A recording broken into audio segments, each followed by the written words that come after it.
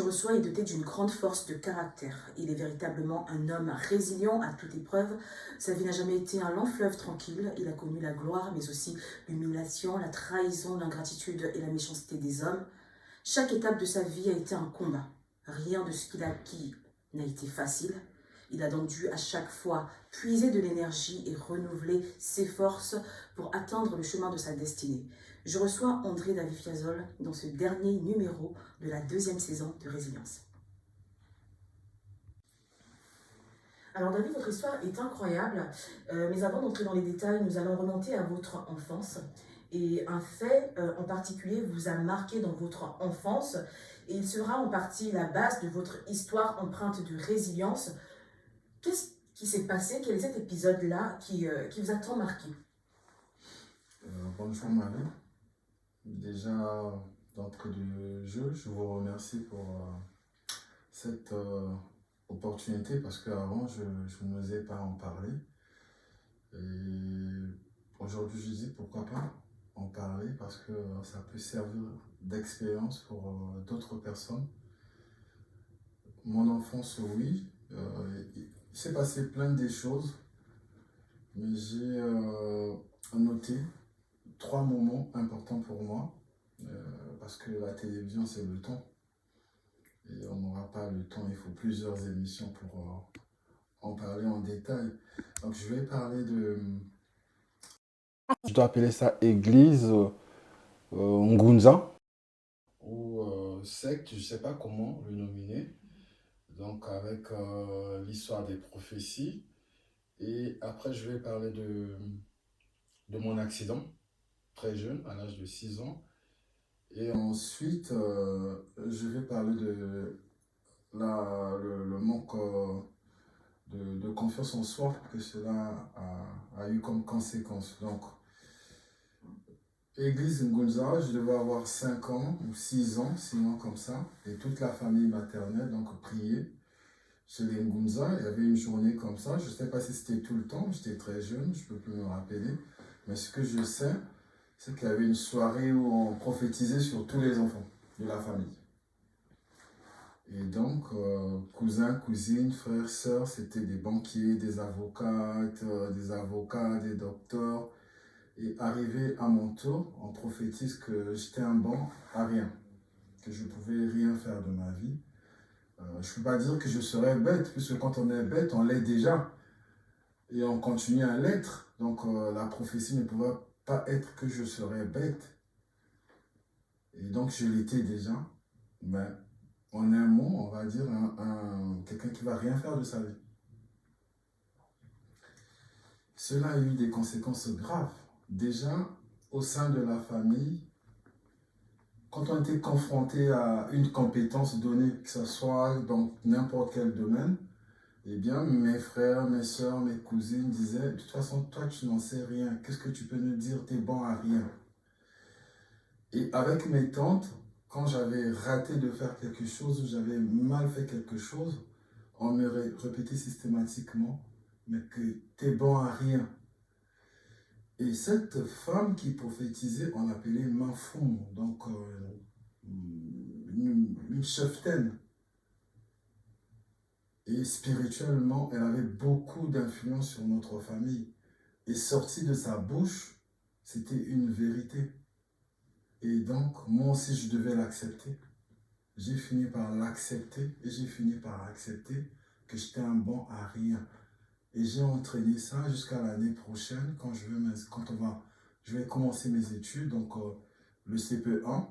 Mais dans ma tête, je disais, qu'est-ce que je fais ici? Je n'ai pas ma place ici, moi je fais un bon à rien. Et évidemment, c'est fut difficile de commencer mes études. Et après, au milieu de l'année scolaire, je vais faire un accident, donc une double fracture à ma jambe droite. Et je vais faire 1 année à l'hôpital. Et donc, je vais perdre 1 année scolaire. Et quand je sors de l'hôpital, ma mère a décidé que je reprenne encore le CP1. Et je salue cette décision. Et donc, j'ai repris le CP1. Je vais être admis, je passe en CP2. mais juste admis, quoi, sans rien, et parce que moi-même, et finalement, ça avait créé un comportement, ça m'avait créé un environnement, un monde à moi. J'étais dans ma bulle, je m'amusais souvent seul, j'étais plus avec les autres, et parce que je me voyais plus comme les autres. Et cela avait vraiment influencé mon enfance. Et donc, arrivé au CP2, au CP2, à l'époque, dans les années, ces années-là, chaque mois, il y avait des compositions, chaque trimestre, il y avait des examens trimestriels, je ne sais plus comment on les appelait, départementales, et il y avait des évaluations annuelles. Et donc, après le deuxième mois, je pense, parce que après les examens qu'on faisait, on faisait une proclamation dans la salle, donc le premier jusqu'au cinquième, qui rentrait dans le tableau d'honneur, donc il passait devant et toute la classe les applaudissait. Et après, j'avais un ami qui est directeur, qui occupe des hautes responsabilités à Kinshasa, Pierre-Alix, qui est congolais de Brazzaville aussi. Il y avait Baudelaire, qui s'échangeait souvent entre premier et deuxième. Et le deuxième mois, finalement, moi, je vais rentrer dans le carré. Je serai deuxième de la classe. Et quand on appelle Fiazol deuxième de la classe, même moi-même, je n'avais rien entendu parce que moi, mon travail, c'était applaudir les 5 premiers. C'était pas d'être là parce que je croyais pas en moi. Et donc, moi-même, je n'avais pas compris que c'était moi. Et c'est les gens qui disent, mais pas, c'est toi le deuxième de la classe. Et cela a commencé à déclencher maintenant des conséquences positives sur moi. J'ai commencé à reprendre confiance en moi et j'ai commencé à croire en moi. Donc voilà un peu les 3 étapes de mon enfance. D'accord. Et après, par la suite, vous allez poursuivre une scolarité normale. Voilà. Et à la fin de vos études, vous intégrez la fonction publique congolaise et vous êtes affecté à Radio Congo. Ouais. Alors, quels sont vos débuts à Radio Congo? Puis j'arrive à Radio Congo en 1999 comme stagiaire à la direction technique. Le but, c'était d'intégrer la fonction publique. Ce n'était pas ma vocation. Je n'avais rien à voir dans mon profil avec les métiers de la radio qui accompagnent le métier de journaliste. Il y a toute panoplie de métiers qui accompagnent le métier de journaliste. Mais donc, je n'avais rien à voir dedans. On cherchait à intégrer la fonction publique. Donc, pour moi, c'était un canal pour intégrer la fonction publique. Je suis resté jusqu'en 2002. Je travaillais bénévolement. Bien que les autres avaient droit aux piges, parce que pour avoir la pige, il fallait être pistonné, il fallait avoir quelqu'un. Et moi, je n'avais pas quelqu'un devant. Et finalement, je vais faire de 1999 à 2002, je vais travailler bénévolement chaque jour, de nuit comme de jour, à la Radio Congo. Et puis, je suis intégré comme fonctionnaire en 2002. D'accord. Et c'est là où je débute vraiment comme fonctionnaire et travailleur de la Radio Congo. Et petit à petit, vous allez vous faire vos pas à la radio et vous allez monter d'échelon en échelon jusqu'à devenir directeur. Oui, c'est une belle histoire. J'ai commencé technicien preneur de son à la Radio Congo et je sors de là DAF de la Radio Congo pour devenir DAF de la Télé Congo plus tard et pour occuper d'autres fonctions ailleurs. Alors, c'était comment? Quand je suis à la direction technique, je cherchais un modèle. Donc mon modèle, c'était le directeur technique. Et quand je voyais mon directeur technique, je me disais, si je travaille si bien, je serais comme mon directeur là. Cela n'était pas ce que je voulais de ma vie, en fait. Et j'avais tout de suite compris qu'il fallait commencer à changer, à voir autre chose. Mais pour changer, il fallait se former. Et pour se former, il fallait avoir des moyens. Parce qu'à cette époque, il n'y avait pas de possibilités. Même quand l'État formait, mais qui j'étais à cette époque pour bénéficier de la formation? Parce que c'était pour des gens qui, comme on dit au Congo, qui pouvaient avoir des parrains. Il fallait être parrainé, il fallait avoir quelqu'un devant pour que ton nom figure et que tu bénéficies d'une formation financée par l'État. Donc je n'avais aucune chance et je ne pouvais pas arriver. Donc il fallait que je sorte l'argent de ma propre poche pour financer ma formation et me reconvertir, en fait, faire une reconversion professionnelle. Et donc je me suis dit, avec mon salaire, ce n'était pas possible.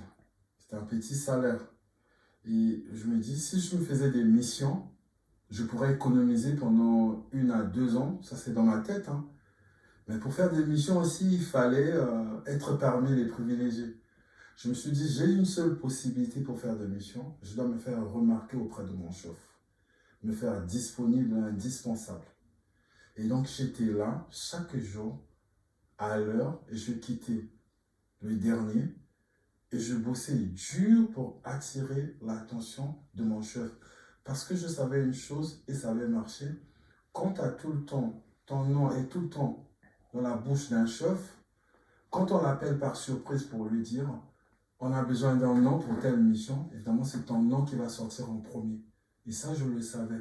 J'ai dit, si tout le temps tu es là, si tout le temps tu es présent, évidemment, quand on choisit des noms d'une manière très rapide, on veut un nom, eh bien c'est mon nom qui sortira. Et cela avait marché. Je commençais à beaucoup travailler, et je vais bénéficier d'une première mission à Pointe-Noire. C'est ma toute première mission étant fonctionnaire. Et pendant ma mission, mon directeur va m'appeler pour me dire, j'étais inscrit pour une formation en Égypte. Et je vais bénéficier de cette formation, je vais aller en Égypte, je vais me former, quand je reviens, de toute façon, j'étais allé sans frais de mission. Et je devais prendre mes frais de formation au retour. Et quand j'arrive, tout le temps on me disait que le budget n'était pas disponible, qu'il fallait attendre. Au final, on me faisait comprendre qu'il fallait abandonner. Donc le DAF de cette époque me disait qu'il fallait abandonner, qu'il n'y avait pas de chance, que tu aies tes frais de formation. Ben, moi je dis non, c'est un droit. Et je devais toucher ma prime de formation. J'insistais tellement que je suis allé jusqu'au cabinet du ministre pour insister et que je devais avoir mes sous. Et un jour, le ministre va dire, c'est qui ce garçon-là qui insiste pendant 2 ans qu'on lui reverse cet argent-là, son argent? J'aimerais bien voir à quoi il ressemble. Et c'est ça, ma première rencontre et ma plus belle rencontre. Donc, il va venir à Combo, à la télé, et il dit à son protocole, dites à ce jeune homme que je lui accorde 5 minutes de conversation. Et ça serait tout. Et il m'a accordé 5 minutes, et pendant les 5 minutes, à la fin, il me dit, je te trouve très intéressant, j'aimerais te revoir. Et c'est comme ça que mon histoire commence. Et donc, je vais passer chef de service financier matériel à Radio Congo. Et à l'époque, j'ai trouvé des recettes. La Radio Congo faisait 300 000 francs CFA de recettes. Parce que la Radio Congo, les médias, font des espaces qui faisaient des recettes de 300 000 francs CFA. Et pour les charges de la Radio Congo, on prenait dans les caisses de la télé Congo pour dépanner la Radio Congo. Tout le temps, depuis des années, c'était comme ça. C'était connu que la radio ne produisait rien de bon. Et à partir du 3e mois, on est passé de 300 000 francs le mois à 3 millions le mois de recettes. Je ne suis pas allé prendre l'argent ailleurs. C'est juste, j'ai assaini le fonctionnement financier de la Radio Congo. Et on a compris qu'il y avait beaucoup de sous dedans. Et cela m'a valu une promotion. Quelques temps après, une année après, je vais passer directeur commercial de la Radio Congo. Et là-bas, je vais mettre tous les contrats à terre. Et c'est là où c'était le plus difficile. J'annule tous les contrats avec des grandes entreprises de télécom, des brasseries. J'annule tous ces contrats. Et tout ce qui vivait de ces contrats-là vont faire un dossier contre moi, je suis le ministre. On a le directeur commercial le plus nul qui vient, qui annule tous les contrats. Aujourd'hui, la Radio Congo n'a plus rien, il faut le virer. Et moi, j'étais en mission à l'étranger en Chine. On m'apprend que je devais être viré de mes fonctions. Et quand je rentre, j'ai dit au ministre de me faire confiance, je savais ce que je faisais. Parce qu'aucun directeur commercial d'une grosse entreprise ne voudra perdre Radio Congo. Il se passerait aussi pour un mauvais directeur commercial. Donc rien que cet argument-là, ça me donnait une chance de bien rediscuter les contrats pour Radio Congo. Et cette fois-ci, ce n'est plus un directeur fonctionnaire qui partait attendre 2 heures de temps dans un bureau des grosses boîtes de sociétés de télécom. Non, mais je les obligeais à venir à Congo, à Télé Congo, me rencontrer et demander l'audience chez ma secrétaire. Donc j'apprenais à ces entreprises-là de respecter les structures de l'État.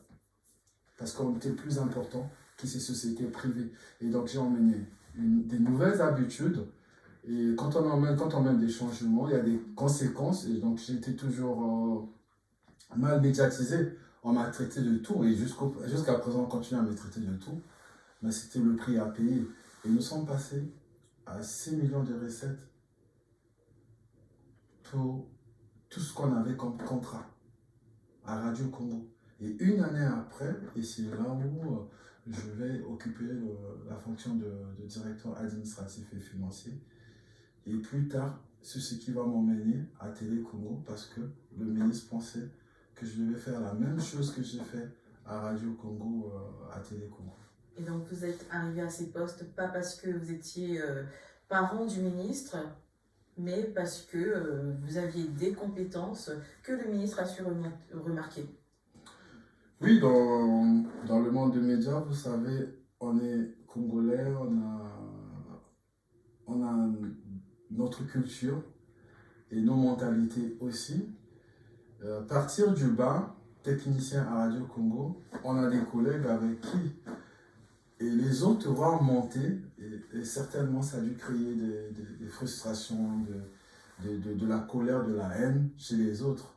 Et en ce moment, on vous salit partout. Moi, j'ai été vraiment sali.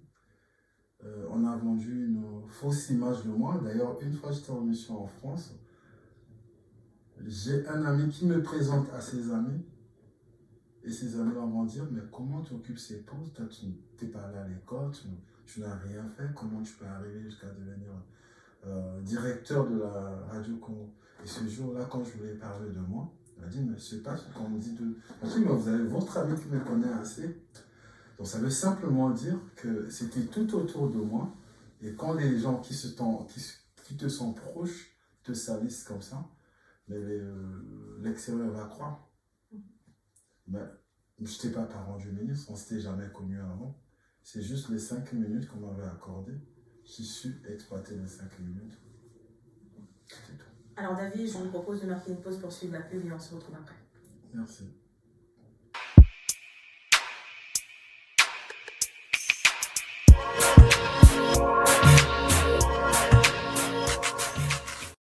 Vous aimez les enfants et vous souhaitez travailler en leur compagnie, ça tombe bien. Le CFA Kelasi School lance la formation accompagnant éducatif petite enfance en alternance. Cette formation se déroulera sur une année à compter de la rentrée. Au programme, nos formateurs expérimentés dans le domaine de la petite enfance vous communiqueront des informations et des techniques pour assurer l'entretien, l'encadrement et l'accompagnement d'enfants de 0 à 6 ans. Vous contribuerez ainsi à leur éducation, à leur développement et à leur épanouissement personnel.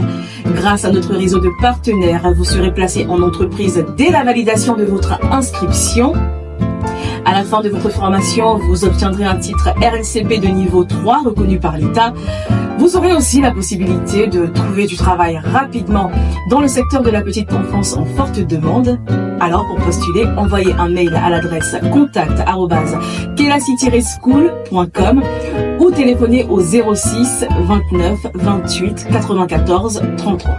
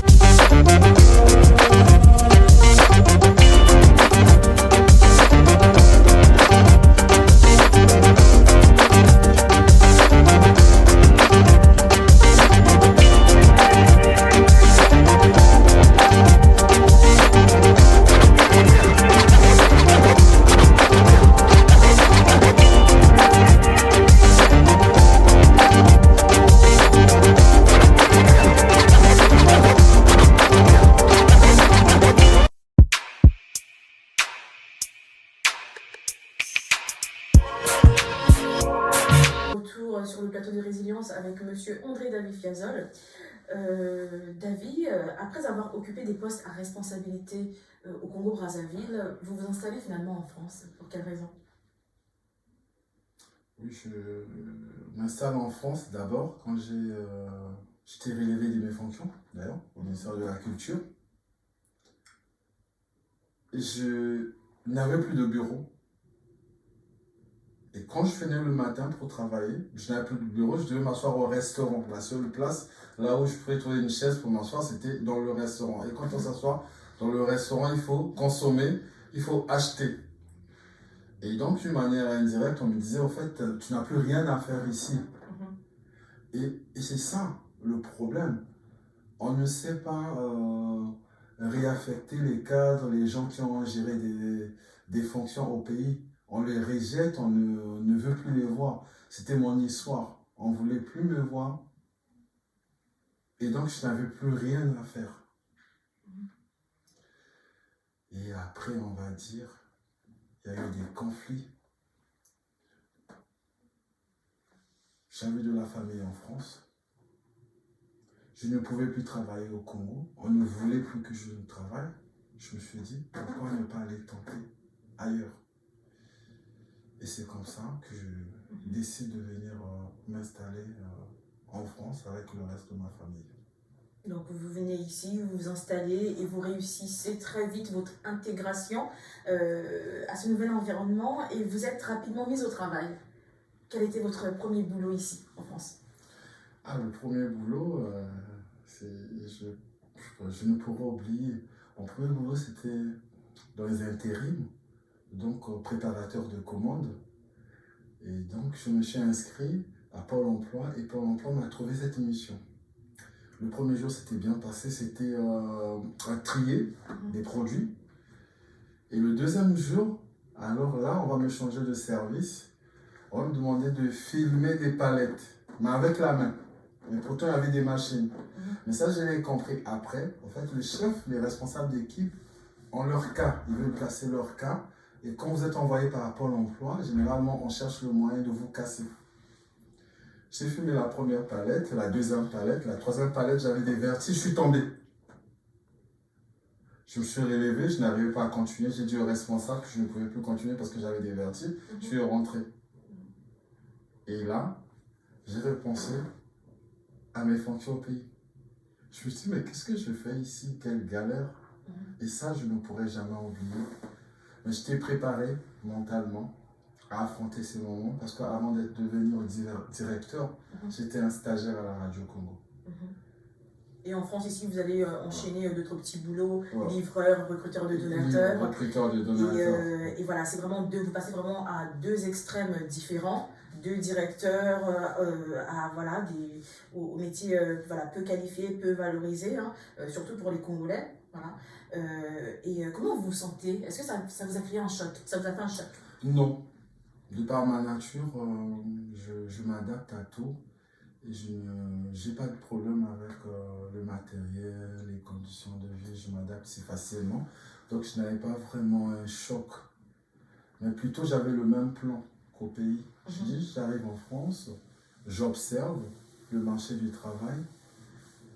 Et puis je vais quoi, je me lance.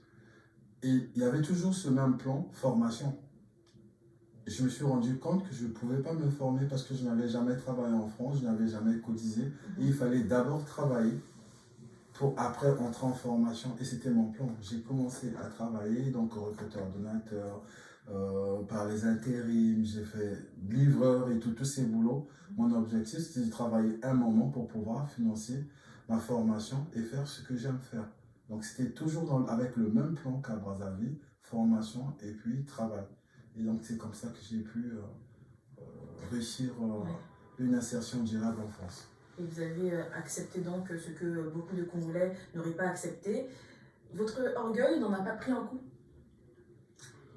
On est des humains, par moments, on va dire oui, mais après, on se pose, jamais me poser des bonnes questions. Et c'est comme ça que je trouve mes réponses. Je me suis posé juste de bonnes questions. En fait, qui suis-je pour dire que je ne peux pas faire ça? Qui suis-je je dis, je ne suis qu'un humain comme les autres et je dois décider de mon destin. Alors vous étiez peut-être vous à l'aise dans ce que vous faites, mais il y a le regard des autres que vous avez dû aussi affronter. Notamment, il y a une anecdote peut-être à raconter d'une mission, lors de votre service en tant que recruteur de donateurs, vous avez croisé un Congolais que vous connaissiez. Et quelle a été sa réaction en vous voyant faire ce métier? Oui, j'ai connu un Congolais qui me connaissait directeur et qui m'a vu courir derrière les gens, leur demander de soutenir nos actions. Et ce Congolais a crié: «Oh, monsieur le DAF!» Avec beaucoup d'ironie, bien sûr. Et moi, tout de suite, je l'ai regardé, mais j'en riais, j'ai juste rigolé, ça m'a rien fait parce que quand on connaît qu'est-ce qu'on veut faire, où on va, on n'est pas perturbé au fait. Et donc, moi, je savais pourquoi je faisais ce métier et où est-ce que je voulais aller. Et donc, toutes ces choses ne me perturbaient pas.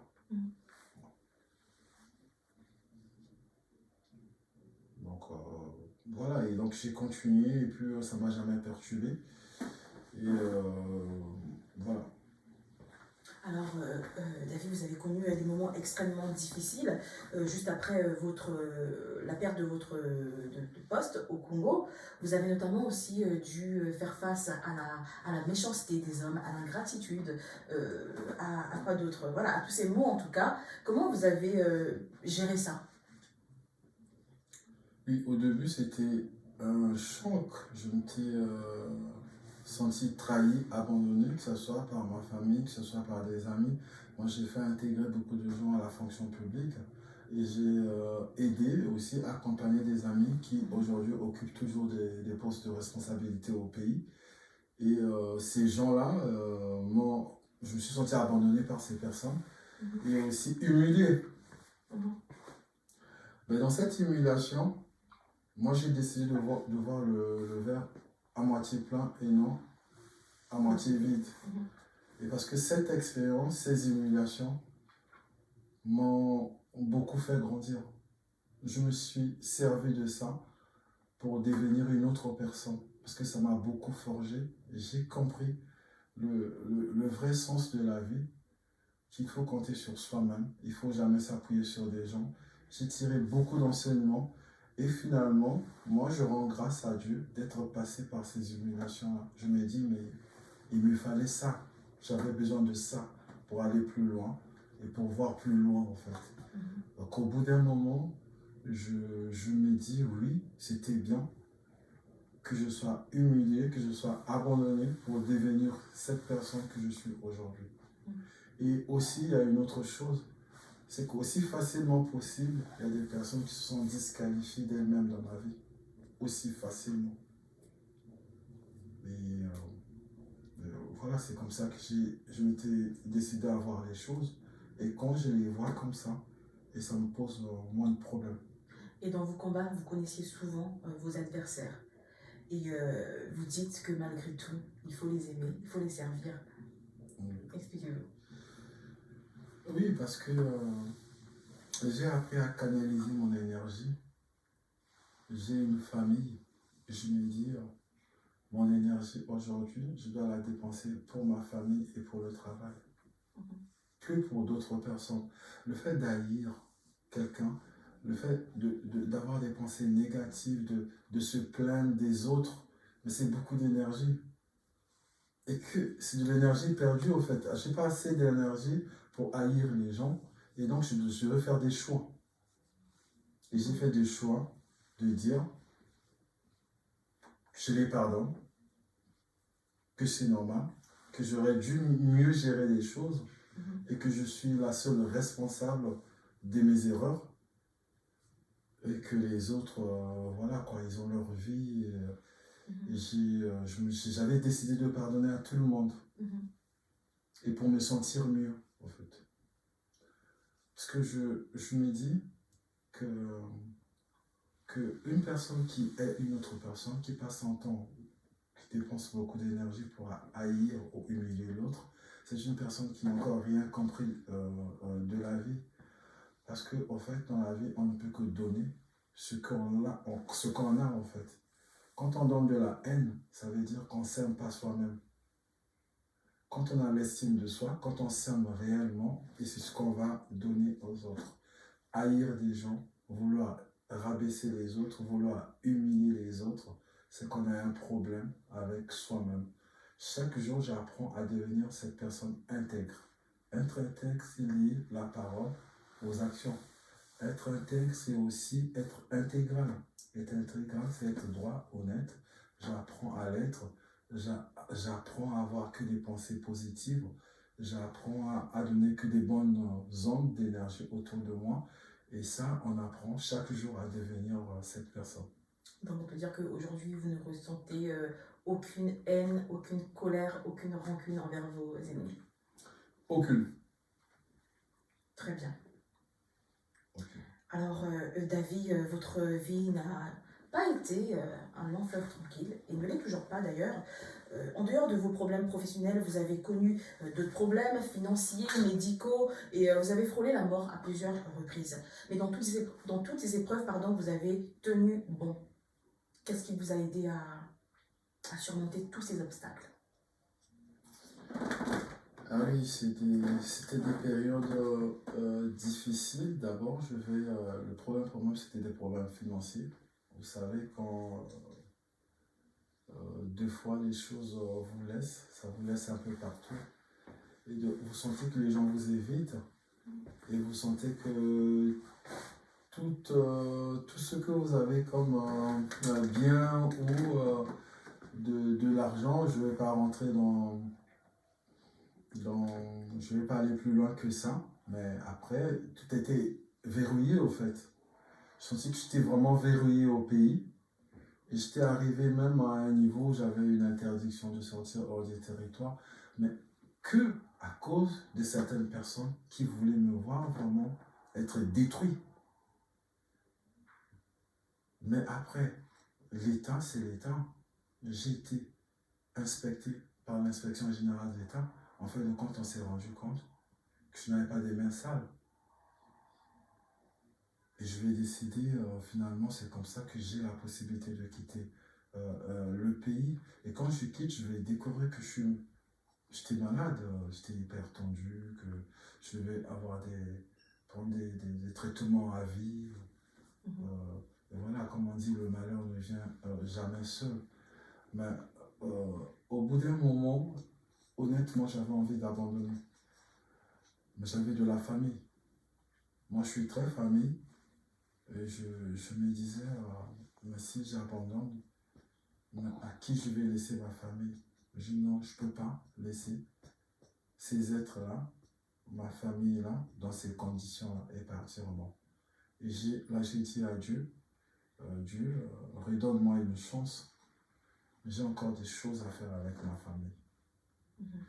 Et c'est en sortant cette parole au lit de l'hôpital que j'ai recommencé à retrouver ma santé. Et donc, je suis parti d'une expérience simple, mais c'est du vécu. Quand j'étais jeune, j'étais malade, j'avais le palu, okay. Et j'étais alité.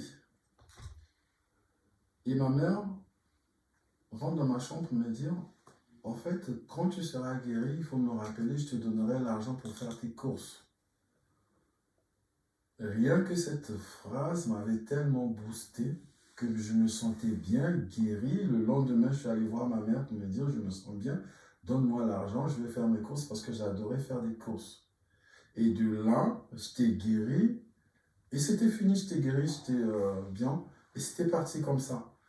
Et quelques années plus tard, en France aussi, je me suis appuyé sur ça pour dire, mais en fait, la personne humaine a tellement de capacités intérieures qu'on n'exploite pas. Je dis, mais qu'est-ce qui m'avait donné cette force de ne plus me sentir malade? Ça veut dire qu'on a beaucoup de possibilités de se sentir mieux, mais qu'un humain n'a pas l'habitude d'aller chercher. Et comme on dit, généralement, l'être humain n'utilise que 10% de ses capacités. Et c'est vrai. Et c'est en partant de cette histoire que j'ai vécue dans mon enfance que j'ai eu la force de pouvoir aller chercher au fond de moi. Alors concrètement, quelle attitude on doit avoir face aux épreuves? Face aux épreuves, moi je me dis une chose, c'est que après je vais en rire. Après, je m'en souviendrai toute ma vie et je vais en rire en fait. Je me dis, et ça me donne la force. Je me dis, quelle que soit la preuve, ce qu'il faut se dire, après ça va te servir d'expérience, après on va en rire, et après je vais me féliciter d'avoir tenu, et je me sentirai un homme. Et quand on pense comme ça, en fait, on prend le problème, on le transforme en challenge. Donc c'est qu'un travail mental qu'on met en place pour affronter des problèmes, et on les affronte en disant c'est un nouveau challenge, j'y vais, et je gagnerai quoi. Et c'est comme ça que je suis arrivé à mener toutes mes guerres et à les gagner aujourd'hui. Que ce soit sur le plan santé, professionnel. En fait, je me posais juste des questions comme ça et j'essayais de trouver des réponses et les transformer en challenge. Les problèmes, je les transformais en challenge. Je me disais, bon, j'y vais, j'ai un nouveau challenge, on y va et je vais gagner. Et en parlant du côté professionnel, ça va beaucoup mieux. Donc les petits boulots que vous faisiez après votre arrivée ici en France ne sont plus qu'un lointain souvenir, on va dire ça, comme ça, puisque vous avez repris à plus de 40 ans le chemin de l'école. Oui, j'ai repris toujours dans mes plans, formation, insertion durable. Je suis arrivé en France, je me suis formé et aujourd'hui je travaille dans une grosse boîte. Et 6 mois après ma première expérience professionnelle, eh bien j'ai été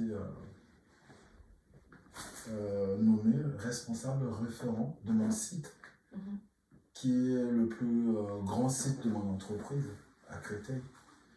Et c'est le poste que j'occupe jusqu'à aujourd'hui.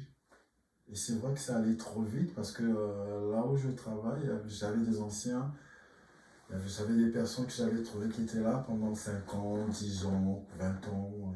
Et moi, en 6 mois, je viens arracher le poste de référent, donc formateur référent de mon centre. Eh bien, c'est sur la détermination et la volonté de bien faire les choses qui nous permettent à toucher des étoiles. C'est que ça. Donc, pour résumer, vous êtes reparti sur les bancs de l'école, vous avez obtenu votre diplôme français et actuellement vous exercez en tant que formateur professionnel pour adultes. Exactement. C'est ça. Donc, vous accompagnez... Donc, mon domaine d'expertise, c'est l'insertion professionnelle. Donc, j'accompagne des personnes à trouver leur vocation, en fait. Donc, la vocation, c'est faire un travail en même temps qui vous plaît et qui vous permette de vous épanouir. Est-ce que vous êtes satisfait ou fier de votre parcours? Fier, oui, parce que j'ai déjà atteint la moitié de mes objectifs. Mais le challenge il est encore là, il y a encore des objectifs à atteindre. Donc, je suis arrivé en France en 2018, on est en 2024, ça fait 6 ans que je suis en France. Je vais dire en 6 ans ce que j'ai accompli, c'est bien, mais encore du chemin. Alors, le Congo vous a beaucoup éprouvé, David, mais votre cœur reste malgré tout attaché à Brazzaville. Comment vous l'expliquez? Oui, le Congo c'est mon pays. Je suis congolais avant tout.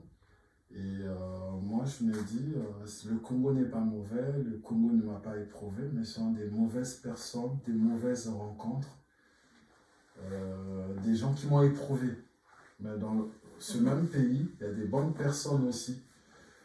Et je me dis, étant natif, fils de ce pays, j'ai une vision pour mon pays, je dois aussi donner pour mon pays. J'ai servi dans le domaine de la fonction publique. Aujourd'hui, je me dis, je dois repartir parce que j'ai un projet, un grand projet qui me tient à cœur et je dois le réaliser parce qu'on a des objectifs à atteindre. On doit plutôt se poser la question, qu'est-ce que je dois, et non qu'est-ce que le pays a fait pour moi, mais plutôt qu'est-ce que moi je peux faire pour le Congo. Et donc j'ai un grand projet et d'ailleurs, je suis en train de préparer, je vais créer une grande association, mais on va travailler sur un seul secteur. C'est sur la conscientisation des valeurs patriotiques. Parce que je sens que mon pays a ce problème et que les gens doivent se lever pour conscientiser le peuple congolais sur les valeurs patriotiques. Alors merci beaucoup David pour ce partage d'expérience. Vous étiez le dernier invité de cette deuxième saison de Résilience. Voilà, et à cette occasion, je tiens à remercier toutes les personnes qui m'ont soutenue dans la réalisation et dans la production de cette émission. Je remercie tout d'abord ma famille, mon mari, mes enfants, ma belle famille, Carole Ndomba, Sirma Koso, CS Onzanga, il ne m'en voudra pas j'espère d'avoir écorché son nom. Qui d'autre? Anthony Mouyungi et bien sûr vous, chers téléspectateurs, internautes qui me soutenez. Je reçois de plus en plus de messages d'encouragement. Merci beaucoup. Ça me touche et donc on se donne donc rendez-vous pour la 3e saison de Résilience à la rentrée. Sapi's greatest production.